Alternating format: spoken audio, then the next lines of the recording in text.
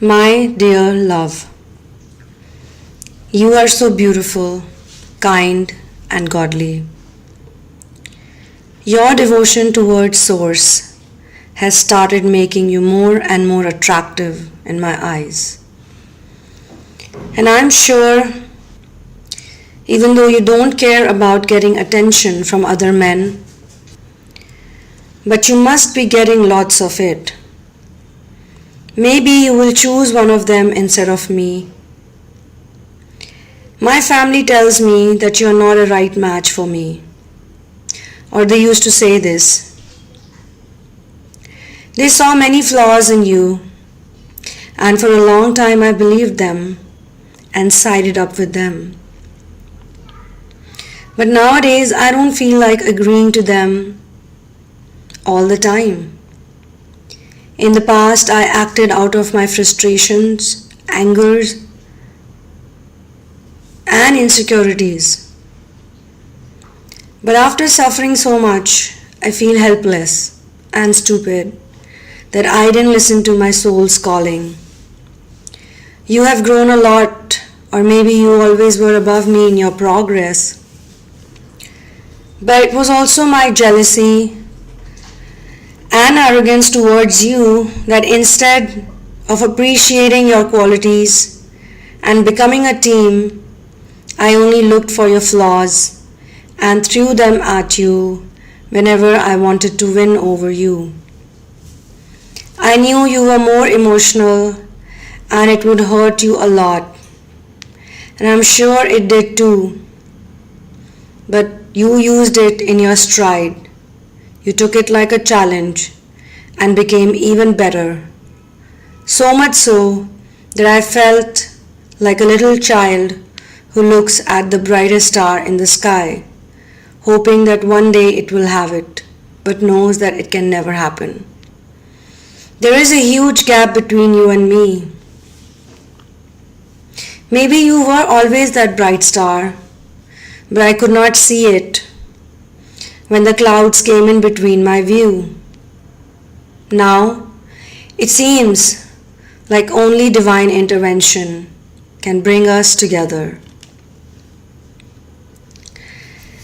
I didn't believe so deeply in God because I was taught to take all the control and remember to be the doer. But now I pray to God to help me out. Another thing that hurts me a lot is that I made fun of your innocence, or I used your innocence. In my ignorance, turned into haughtiness, I used your straightforward attitude and childlike nature as some kind of curse. Just because I could not personally handle the truth and expected you to please me all the time, I called you out on that when you did not act according to my wishes. The darkness that I'm living through right now is a result of that. People say we should never play with a pure-hearted person, but I never let a single opportunity go. Whenever I found you in your weak moment, I attacked you. Now when I'm going through these negative emotions, I realize what must I have put you through with my negative banter and egotistical behavior. Now I feel sorry for myself, but you have moved on completely, it seems, and I won't fight against God's wish. I accept the punishment. This thought does create disturbance in my mind, but this is also instant karma served to me on a hot platter.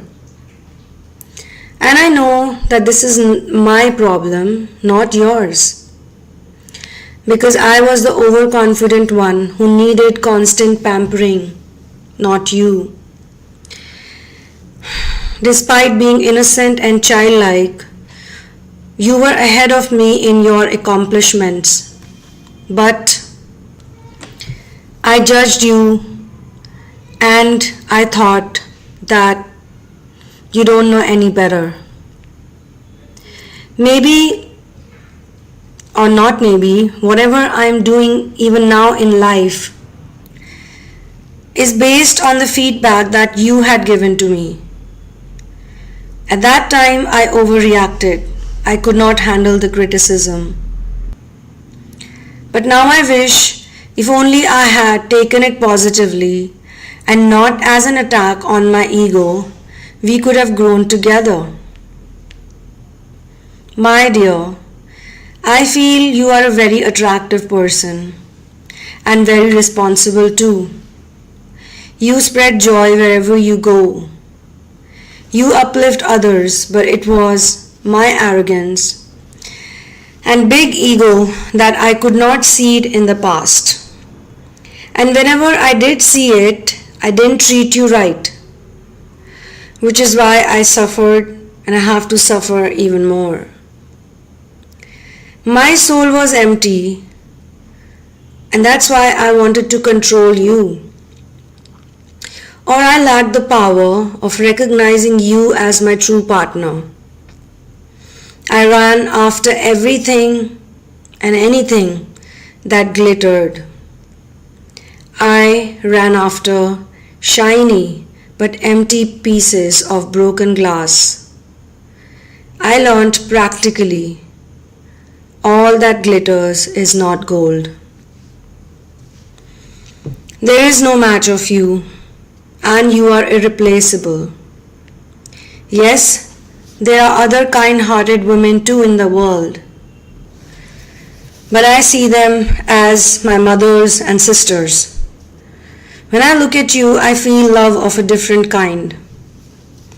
People say that marriages are made in heaven, but I think our love was also destined by God, and I'm working on increasing my faith so that we are brought together by destiny just the way we were taken apart.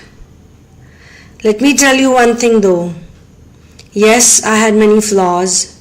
I listened to other people's opinions, but I did fall in love with you. That one part is true. Even if I had cooked up many lies on different occasions just to make you vulnerable. But I did not fall in love with you fully when we were together. Rather, I fell for you after we got separated and I was in isolation. Those times, I had nothing better to do and I used to think about you most of the times. By that time, I had learned some lessons and had gone through betrayal and backstabbing and reached to a point where I know for sure nobody, literally nobody, can be as loyal as you. Nobody can be as selfless as you. Nobody can be as honest as you. You are the only one for me. I have forgiven you for all the wrongs you also did to me. I was angry and upset, and that's why I ran away, thinking that you are a mean person, but your success and not contacting me has made me realize where all I was wrong too. My love, I want to praise you through this letter. You are divine, you glow, you shine, and I know you're mine. I never knew how a person behaves when they are going through the spiritual awakening.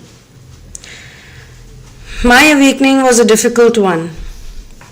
I was so caught up and trapped in the materialistic world that I could not understand your dreams and goals. They looked strange to me.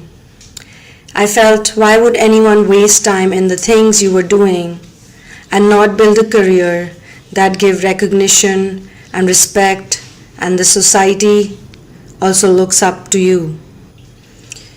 You had found a path and you were sincerely walking on it, and I was acting like a huge roadblock. Sooner or later, that roadblock had to go. But no more creating roadblocks on your path. I pray that you're able to do whatever God wants from you. It was because of society and how I would be perceived by my own people too that I took the steps that I took. You are my queen, but I wanted you to serve only me. I was jealous, I was envious, because I could not control you. I was a control freak, and I do realize now that you are not a toy or my slave. But I was programmed to believe that a woman's duty is nothing else. She can't have a life of her own. She can't have dreams or goals, and neither can she express her opinions. My struggle was the struggle of mind versus matter, and in this war, I have realized that one has to have a healthy balance of both.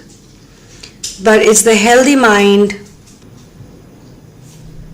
a healthy mind that leads to a healthy body, and a healthy regime leads to a disciplined life. I also want to confess that I don't enjoy this materialistic lifestyle, even though I work hard and I have all that one can ask for. But when I look at your free-spiritedness, I feel I still live in some shackles, as if I'm in a cage. I'm not working on locating those shackles as of now, but I know sooner or later I would have to. Without any inhibitions, I want to locate my flaws, and I want to work on them with dedication. I love you, despite all my wrongs, and all your rights, and all your wrongs, and all my rights. I don't mind saying now that I have been wrong. Don't have any fear of judgment. At least this is the one place where I want to feel free. I feel there is an instant freedom in accepting my follies, as it releases a huge baggage. My love, layer by layer, I'm releasing my ego. Layer by layer, I'm shedding my old skin. Layer by layer, I'm letting go of the poison in me. Layer by layer, layer by layer, layer by layer, I'm becoming more of me in order to be with the more of you. I feel I have started moving into another phase of balance. I don't know how to describe it, to be honest, but I feel it in my heart. I feel as if we can be together. I used to feel this when I had met you initially. At that point in time, I thought that our relationship is possible. But then later on, so many things happened that I stopped thinking like that. I was very negative. I just could not fathom why all those things, all that intensity was being thrown at me. I used to get so triggered. I just could not understand. I don't think I had inner peace. And I thought that letting you go or moving away from you would probably bring me some peace, or my state of confusion was a result of you in my life. But when you were not around, there was nothing to pinpoint, nothing to blame. And that confused me even more. Because for a long time I kept blaming you. I blamed you for my unhappiness. I blamed you for my frustrations. I blamed you for all the wrong things that were happening in my life. You must have gone through a lot because of me. And in between, I used to feel deep love. The energy was heavy, but I think now it was coming from me, because after you left, more things happened to me. I got betrayed in the worst possible way. I remember you used to tell me that loyalty is the most important thing in life. I just could not understand, why are you telling that to me? Because maybe you saw it in me, that I did not know what loyalty was, that I needed to learn the lesson of loyalty. And somehow it all worked out because I did learn the true lesson of loyalty. After getting backstabbed by someone I had really trusted so deeply and for so long, along with someone who also I trusted, but not for so long. But it did not make sense to me, because these people pretended that they have my back, and yet they stabbed a sword in the same back. I fell down on the sand in front of the ocean. I laid in blood and I laid in sweat, and I could only think of you, because I felt that I had also betrayed you in some way. I really missed you a lot at that point in time, because I remembered your words again and again. Maybe they gave me some power, some energy. Now I feel that so many things are temporary. All the things I thought were permanent are not permanent. So I've started living in my present moment. I try to do it. There are days when I cannot, there are days when I can. I appreciate everything that God has given me. But I do feel peaceful when I accept the love that I have for you in me. I have surrendered my love, because I don't know how to make things all right. When I look at you, you look like the moon, the full moon in a dark night. Your aura, your purity is so soothing, so calm. I can imagine how people feel when they're around you, when you take care of them, and you stand by them. You always spoke to me about contributing, about doing some kind of mission work. I did not even understand it back then. As I said, I always thought that why were you wasting your time in doing these useless things? Or I really didn't understand what was the inspiration behind it. Because you never really spoke about it so deeply, you never really mentioned it. You never made me a part of those conversations. Or maybe you thought that I don't take any interest, so why should you even tell me? I was happy doing all the materialistic things, all the socializing, all the going out. I remember you enjoyed being alone and you had told me about solitude. But I really did not know why were you telling me about solitude. Not until and unless I found a way to it. I realized that yes, indeed, solitude is beautiful. It can be beautiful.